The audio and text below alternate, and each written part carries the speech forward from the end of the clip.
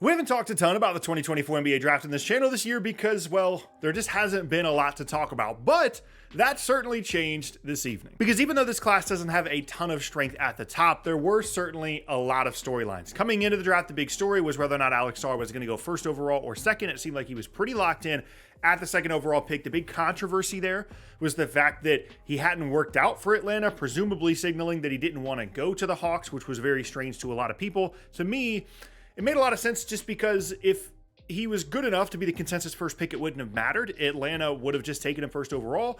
That's what happened with Orlando and Paolo a couple of years ago. They didn't have Paolo in for a workout. They thought he was the best guy anyway, so they picked him anyway. That wasn't the case. Sarr ends up going second overall. At third overall, we have Houston, a team that has certainly been in the news over the last couple of days as they made some moves with Brooklyn to get some of Phoenix's own picks, presumably to go out and get Kevin Durant. And that led to some rumors that maybe the third overall pick would be available for trade. There was a possibility that teams were going to move up for Donovan Clingan here at 3 overall. Ultimately, Houston goes with Reed Sheppard and keeps him on the team. I think Reed Sheppard's going to be a really good fit in Houston. Certainly can shoot the ball really well, fits well in terms of just doing something different than a lot of the other core players that they currently have in Houston.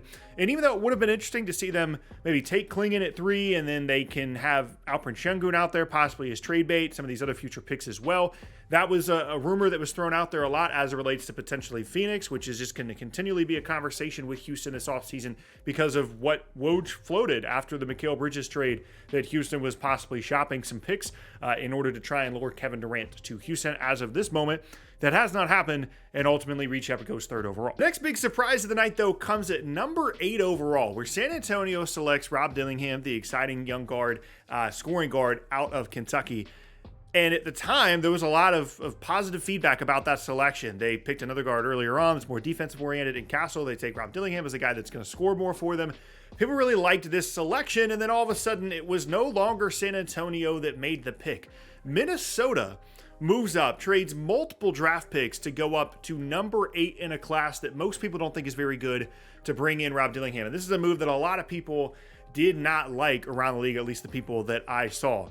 My own personal opinion, I'm okay with that. We'll get to that in a second, but the mindset for Minnesota here is just that they need more scoring. As good of a season as it was for them, as exciting as Anthony Edwards is, as exciting as this core is, they were a very average offensive team, and at the end of games, relative to other good playoff teams, they had a bad offense at the end of games. Not necessarily that Rob Dillingham is going to solve that issue, but they certainly need more offense, and clearly they see him as a piece that is going to help them do that.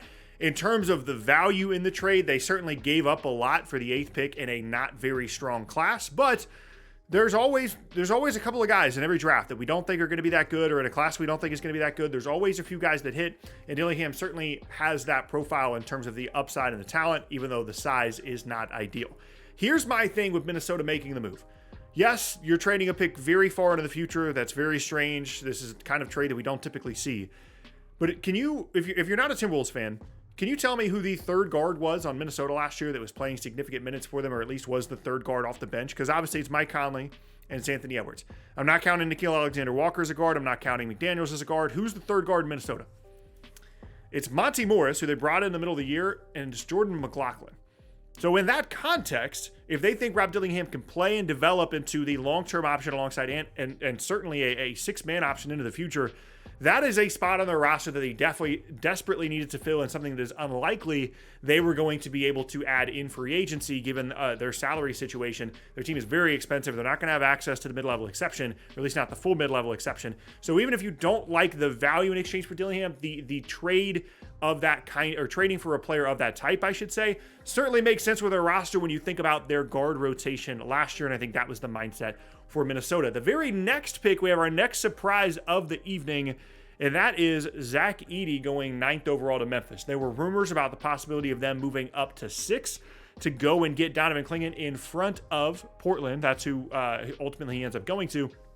They don't end up making that pick, and it's clear that they wanted to add more size. They wanted a front court option. They were targeting Clingan or Edey. They go with Edey at 9th overall. This is higher than a lot of people expected him to go, but he's a very intriguing prospect. Yes, he's kind of goofy looking at times, and maybe he isn't the most aesthetically pleasing basketball player of all time, and people get mad that he flops at certain occasions, but like, dude can score. He's clearly got skill, and the thing that's intriguing to me about him is that he played every minute in college. Like, he never came off the floor. It's not like he was someone that they had out there for 23, 24 minutes a game. They didn't pace him at all. He would play full-length college games and play every single minute. And that is intriguing to me in terms of his NBA upside. I don't know if there's really room for his skill set on a 30 to 35 minute basis, but certainly as a change of pace, as like a Jonas Valanciunas kind of player, clearly that is something that Memphis was targeting, that they wanted to add. And in what was a very down year for them, obviously, with all the injuries, an interesting addition, certainly in a spot that a lot of people expect them to go with maybe someone like Dalton Knecht, someone that can add a little bit more offense, a little bit more spacing.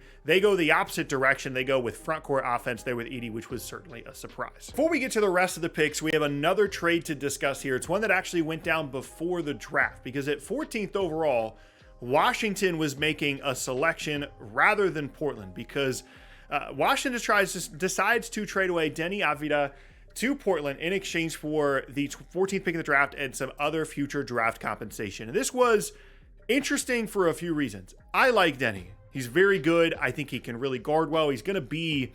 He probably won't be as good as Aaron Gordon, but when you think about what we thought of Aaron Gordon when he was in Orlando compared to what we think about him now in Denver, or at least when he's playing well alongside Jokic, obviously Jokic is a totally different scenario, but like, I think Deni is going to be important on a good team at some point in his career. Good size, improved shooter, can guard, and he's 23 and he's on a team-controlled contract for the next handful of seasons on a rookie extension. It's not a big contract at all.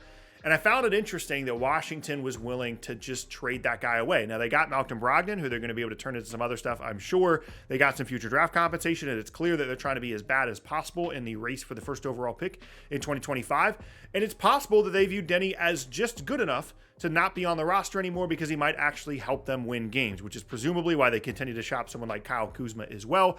But I just found it strange that a team that is clearly going into a rebuild is trading away a 23-year-old that's clearly going to be a good connecting piece who's on a good contract. Portland, I like the move. It might seem like a lot of compensation to give up, but 14th overall in a draft like this isn't that big of a deal to give up, and they're giving up the worst of their first-round picks in 2029 as well. Love the move for Portland. Certainly confused by it in terms of Washington. 17th overall now is the next place I want to go to, and that is Dalton Knecht ending up with the Lakers. This is kind of the big faller, I should say, of the draft. There was a lot of speculation about him going top 10 potentially, skill-wise, shooting-wise, scoring-wise, athleticism, size.